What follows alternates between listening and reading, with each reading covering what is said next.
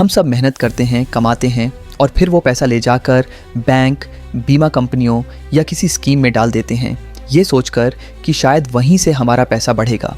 लेकिन क्या कभी आपने ये सवाल खुद से पूछा है, जो काम ये कंपनियां हमारे पैसों से करती हैं, क्या वही हम खुद नहीं कर सकते? शायद जवाब नहीं है, क्योंकि हमें कभी सिखाया ही नहीं गया कि पैसा असल में काम कैसे करता है। हम बस एक सिस्टम का हिस्सा बन गए हैं जहां पैसा हमारा होता है लेकिन नियंत्रण किसी और का। आज का वीडियो इसी सिस्टम का पर्दाफाश है। न कोई बड़ी डिग्री चाहिए, न कोई फाइनेंस की किताब, बस खुले दिमाग से सोचने की हिम्मत चाहिए। मैं हूं तिलक और आप देख रहे हैं तिलक सेज। यहाँ बात होती है उन चीज़ों की जो आपके नज़रिए को सिर्फ बदलती नहीं बल्कि आपको खुद की ज़िंदगी का मालिक बनना सिखाती है। तो अगर आप खुद के लिए सोचना शुरू कर चुके हैं तो इस वीडियो को अंत तक ज़रूर देखिएगा।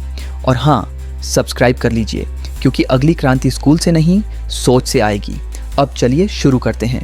कभी आपने गौर किया है कि जब भी आप LIC, बैंक FD या कोई बीमा योजना लेते हैं तो उसमें हर साल पैसे डालते रहना होता है और फिर सालों बाद जब आप उसे बंद करते हैं तो आपको एक तय रकम मिलती है, वो भी अक्सर उम्मीद से कम।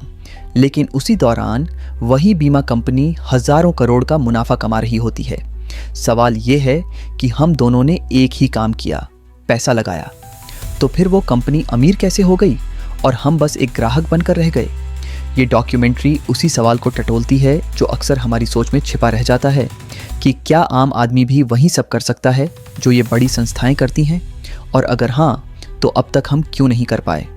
हम क्यों हमेशा दूसरों को अपना पैसा बढ़ाने देते हैं, जबकि खुद सिर्फ उम्मीद में जीते रहते हैं कि एक दिन हमारी सेविंग्स हमें आज़ादी देंगी? असली खेल वहीं शुरू होता है जब हम समझते हैं कि ये संस्थाएं हमारे पैसों से क्या करती हैं।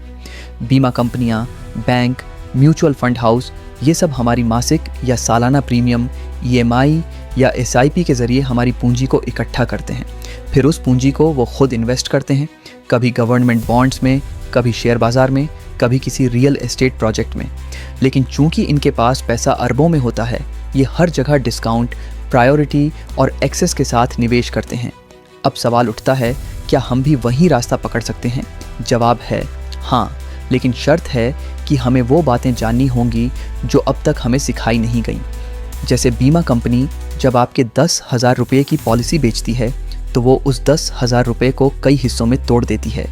कुछ हिस्सा एजेंट को कमीशन, कुछ हिस्सा रिजर्व फंड में और बाकी पैसा निवेश के लिए। निवेश भी ऐसे जहां गारंटी होती है कि वो पैसा 10 से 15 साल तक वापस नहीं मांगा जाएगा, यानी लॉन्ग टर्म कैपिटल।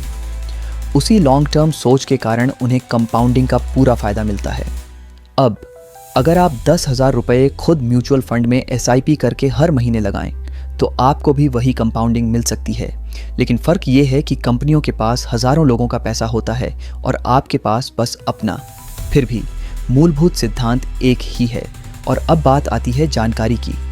कंपनी के पास फाइनेंशियल एनालिस्ट, रिस्क मैनेजर और इन्वेस्टमेंट एक्सपर्ट्स होते हैं। आम आदमी के पास न वो एक्सपर्ट हैं, न टाइम, न टूल्स। इसी वजह से लोग कन्वीनियंस को चुनते हैं और पैसा इन कंपनियों के हवाले कर देते हैं। मगर यही भरोसा जब आंख मूंद कर दिया जाता है, तब ये कंपनियां उसी पैसे को कई गुना बढ़ाकर आपको उसका एक छोटा हिस्सा लौटाती हैं।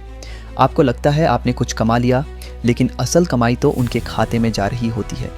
इसी सिस्टम को समझना ज़रूरी है, क्योंकि यही वो वजह है जिसकी वजह से हम अपनी पूरी ज़िंदगी एक ग्राहक बनकर गुजारते हैं, कभी कंपनी का मालिक बनने की सोचना तक नहीं।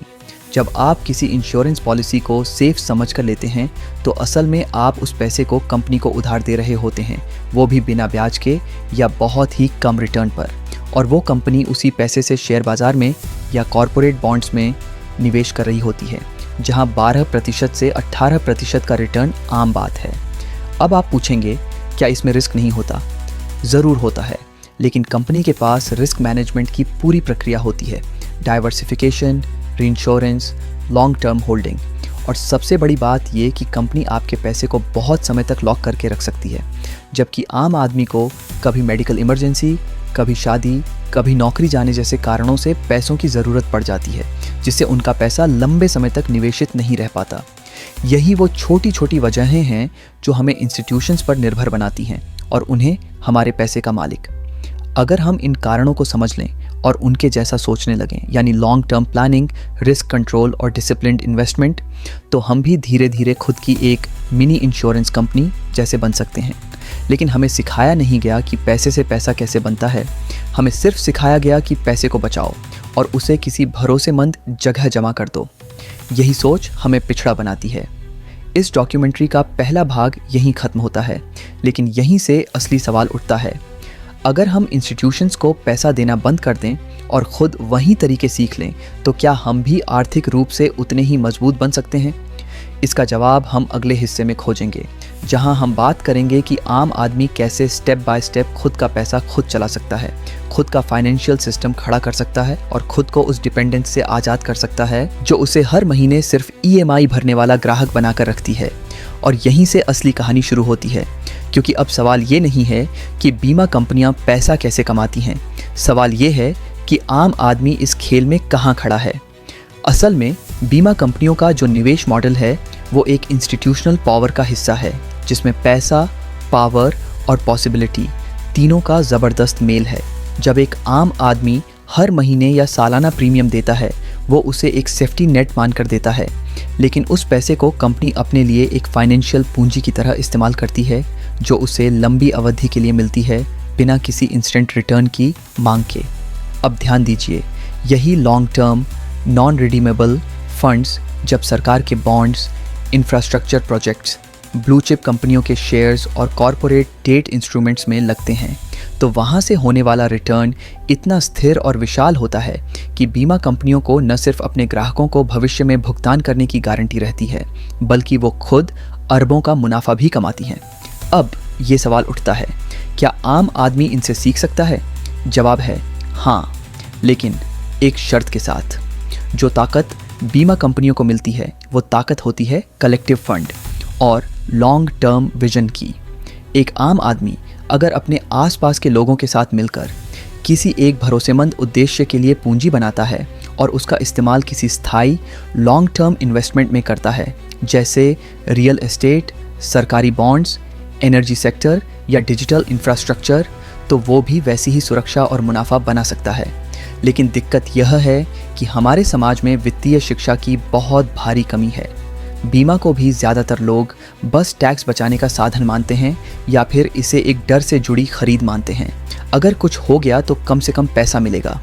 लेकिन बीमा असल में फाइनेंशियल प्लानिंग का एक ज़रूरी हिस्सा है, जिसमें सुरक्षा और इन्वेस्टमेंट दोनों शामिल होते हैं।